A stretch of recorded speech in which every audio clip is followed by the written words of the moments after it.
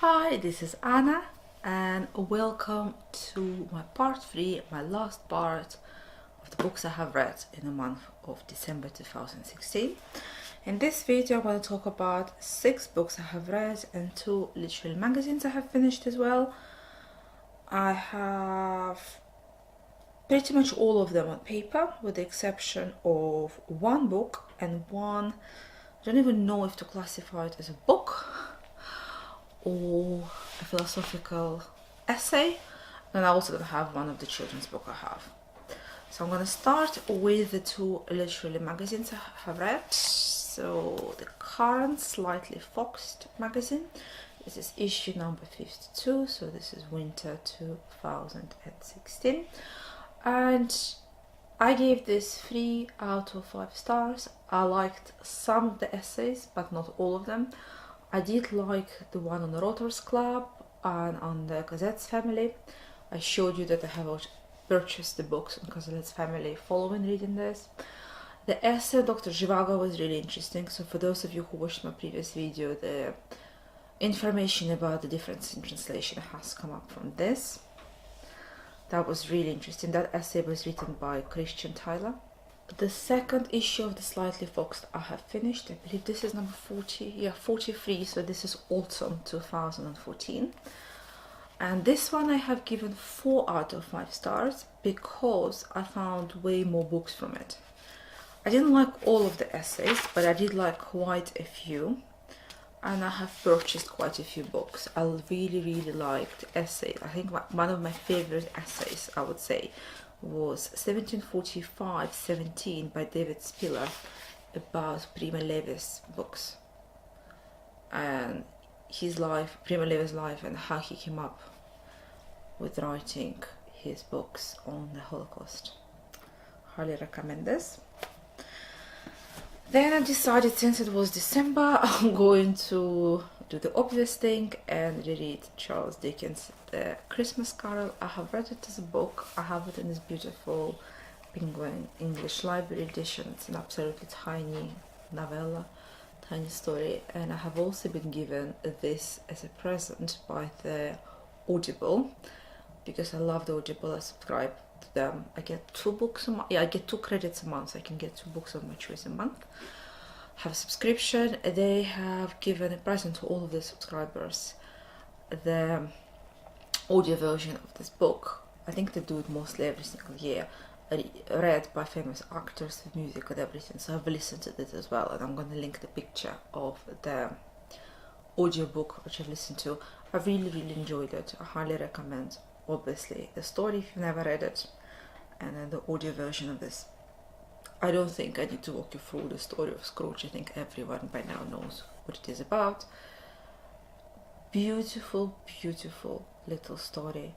Highly recommend it if you have not picked it up. It talks about morality and the role of an individual in a society. It really ties nicely with Victorian values and what Charles Dickens was all about. Have a look at this.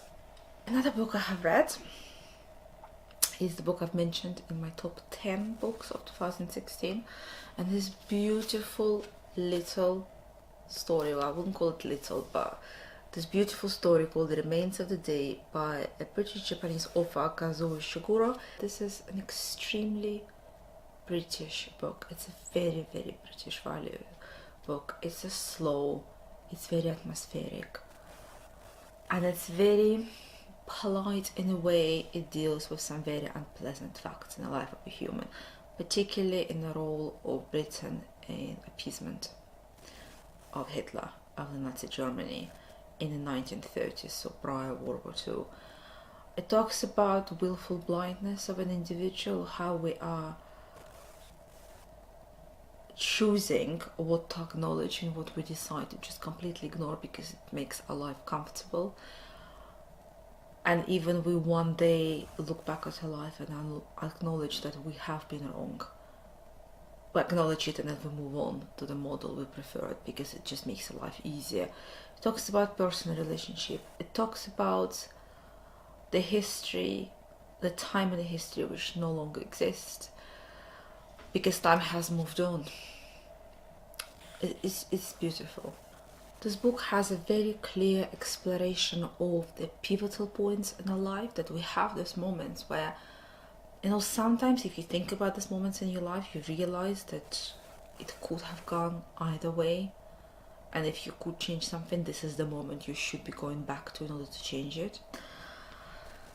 And I really also like the idea, not only of the butler society, but the role of a person in a society, the responsibility of an individual in society to look after the said society. That we're not the group of individual human beings, we live together, and if we want to have a coherent community, we have to contribute towards the said community. And I love this whole description where they talk about the democratic human right, where your birth and your right to education via certain place in a society also implies that you have certain responsibilities for the society. You can't just look after yourself, you have to contribute back.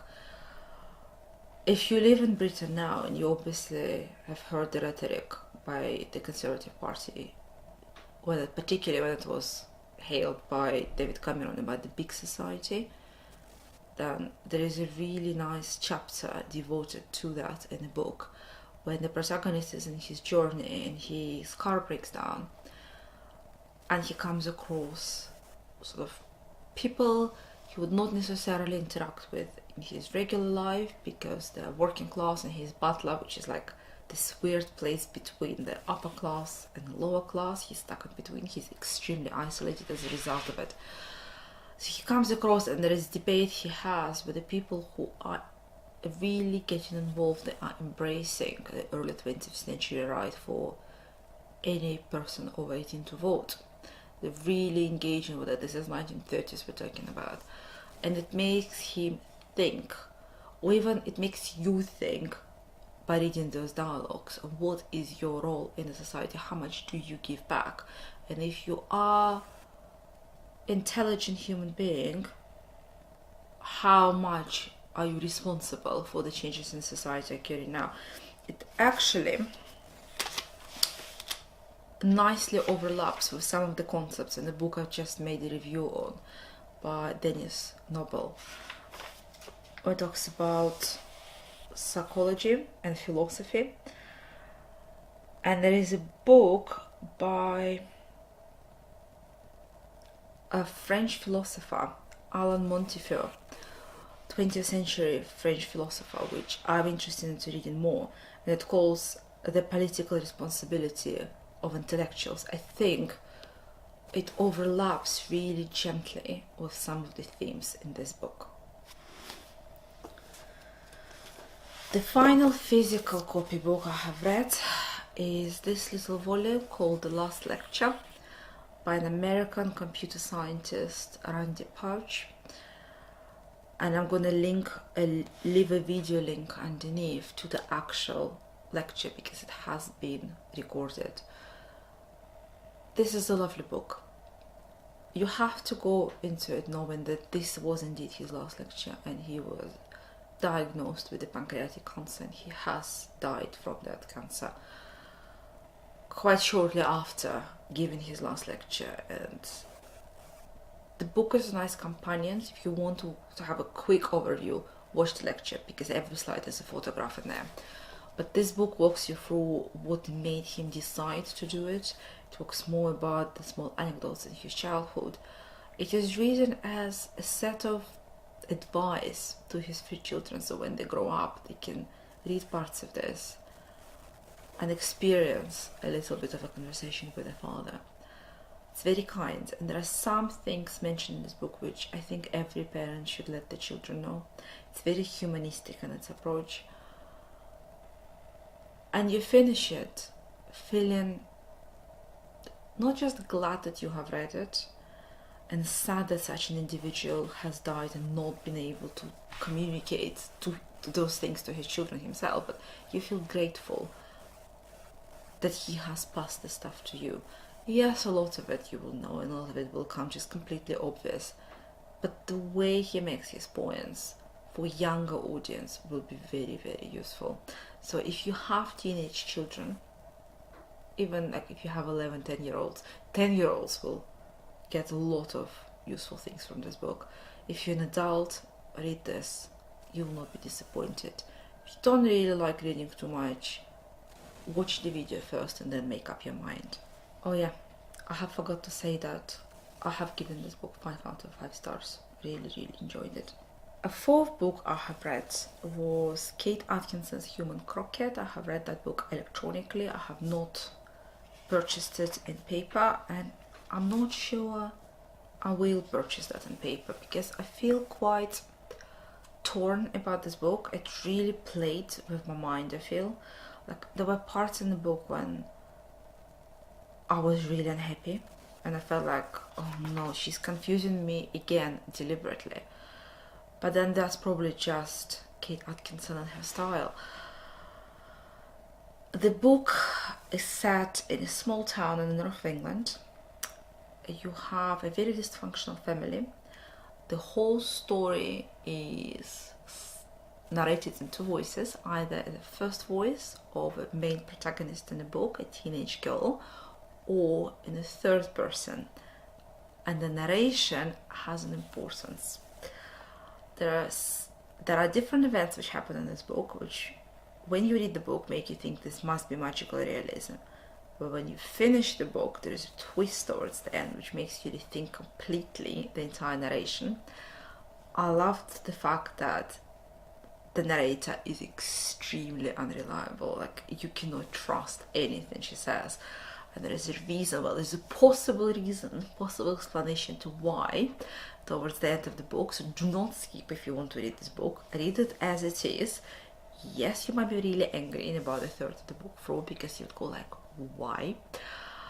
The themes of the book are also willful decision not to remember things, so willful blindness and your normal human decision not to look at the painful things, to just ignore them and focus on the niceties. And if you don't like something which happened in the past, just pretend it never did, because it will make your life easy at the moment, but realistically it does not make your life easy.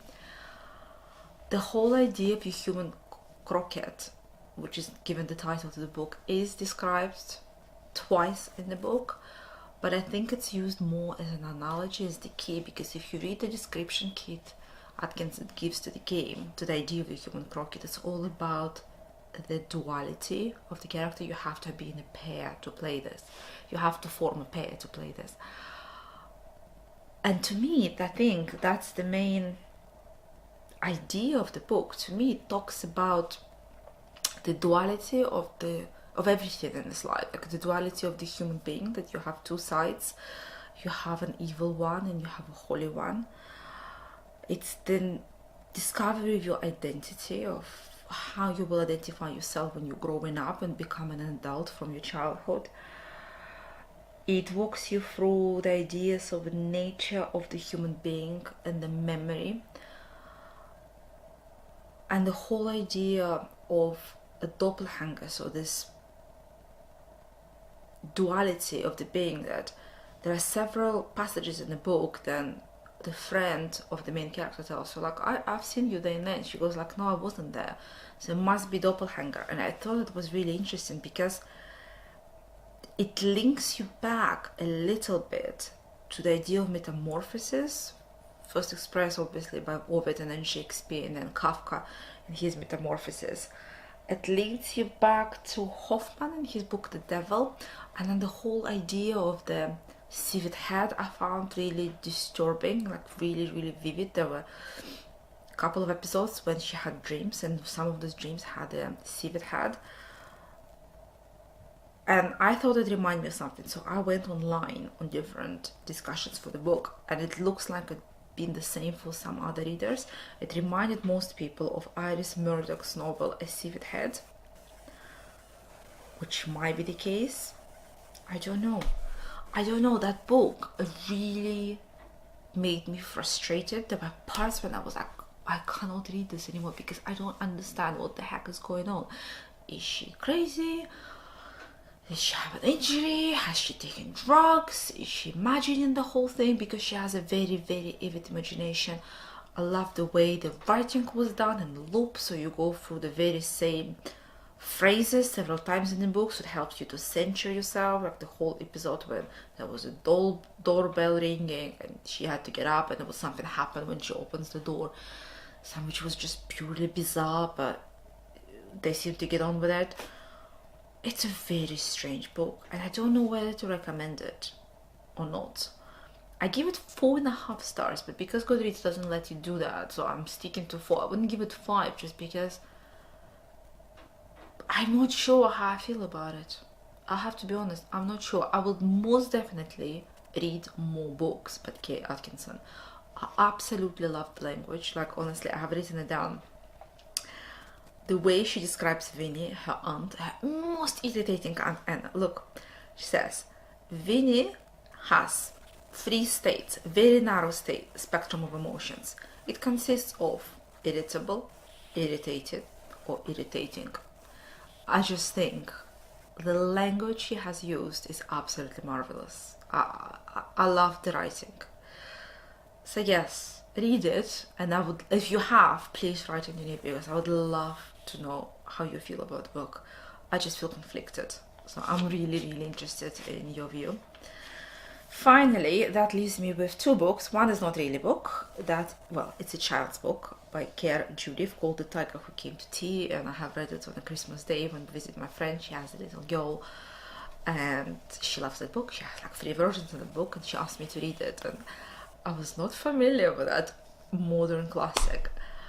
Okay, I went into it assuming that this is a children's book. Okay, so you can speak to a tiger, that's not crazy. But there are other things in this book when I laughed so much, I cried. Like, honestly, when the tiger drank all of the water in the tub. How is that physically possible? And the whole concept is a little bit dodgy. The mother was upset because there was no food to feed her husband in the evening. Yeah, it's very 1940s, 1960s in the way it looks at life. Very much the woman is a housemaker, but it's a nice child's book. It is. And then finally, the very last thing I've read, and it has taken me a while to read it. I'm going to read the title because this is a 17th century author, so it's written in a very old English, and I'm going to link the place I've read it. I've read it online via the Chicago University Library. I'm going to link the link so you can have a look.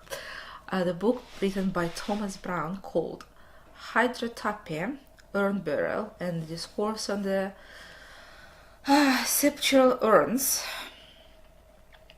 lately found in Norfolk. I have given this book 4.5 stars, which again translated into 4 on the Goodreads. It is written in the Old English language, so it is a bit difficult to read. And the first 4 chapters is just a description of different urns you could find. I mean, I live in the East Anglia, so I have been to some of those Roman findings. You can go there as an open museum and watch all of the sites, and I've been, so I know where he's coming from. But I love chapter 5.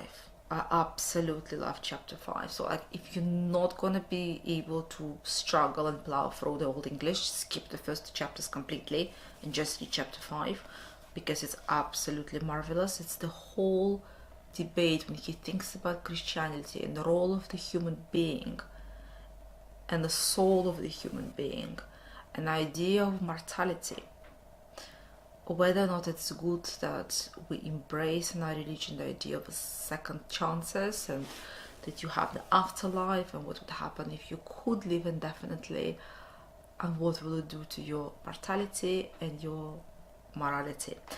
I think I'll just have to read you some of the passages because I found them really thought-provoking.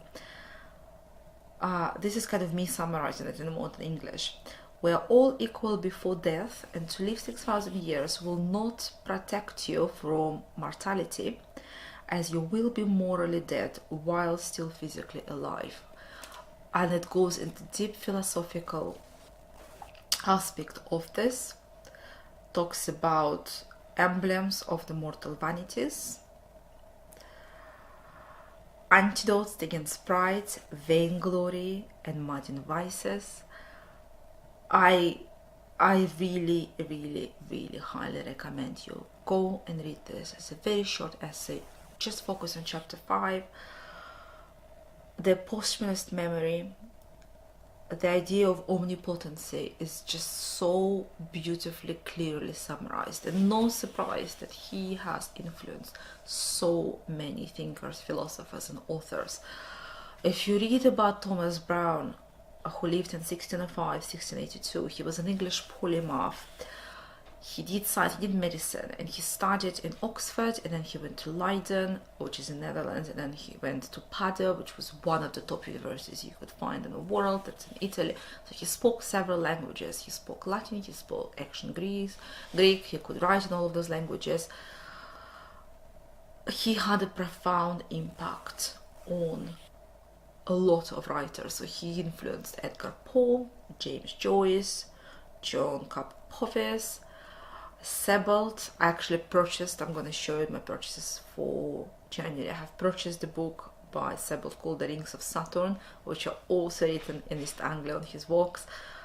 This was such a joy to find. This is part 1. He has a part 2, which I'm planning to read this year. Highly, highly recommend read Sir Thomas Browne.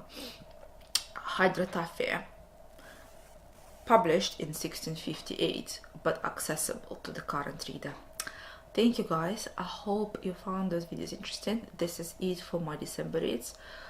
So next time you're gonna see me, I will probably talk about another book review for the Ned Garley, because I have 3 more books to review for them, 4 more books to review for them, and also that will bring us to something I've been reading this month in January 2017. Bye.